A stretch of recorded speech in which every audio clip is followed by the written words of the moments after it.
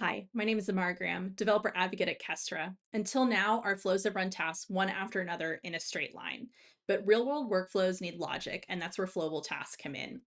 Flowable Tasks are special tasks from Kestra's core flow plugin that control the logic of how a flow executes, not what it does, but how it moves.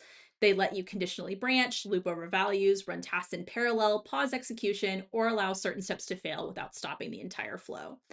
The first flowable task to know is if, and it works exactly how you'd expect.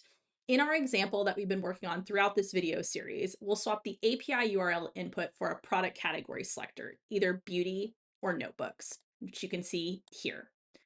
We'll go ahead and add our condition for our if. So in this case, we want to check if we get a response back from that API.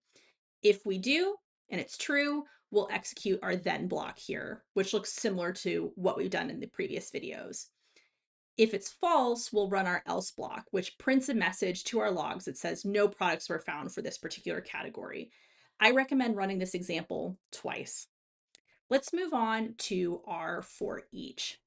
This is going to run a set of tasks once for each item in a list. You define a values array, and the task Kestra will automatically run for each value. Inside the task, you reference the current item with our curly bracket syntax task run.values. In the example, ForEach iterates over a list of 3 authors and makes a separate API call to open library for each one. If I execute this, we can see that in our Gantt represented here by these 3 API calls. Let's move on to our next example. This is our LoopUntil, which keeps rerunning a set of tasks until a condition becomes true.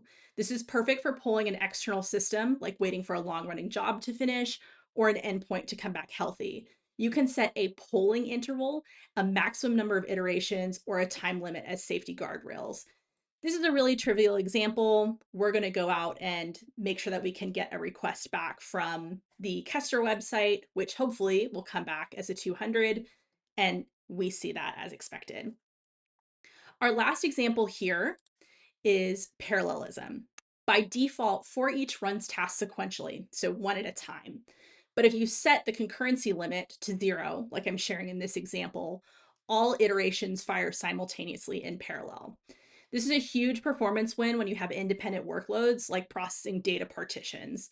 So in this example, a Python script first generates a list of file partitions, and then ForEach processes all of them in parallel, each in its own Docker container, each running at the same time, instead of waiting for one to finish before starting the next. Flowable tasks, so if, ForEach, LoopUntil, and parallel execution, give you the tools to build workflows that handle the full complexity of real-world data pipelines.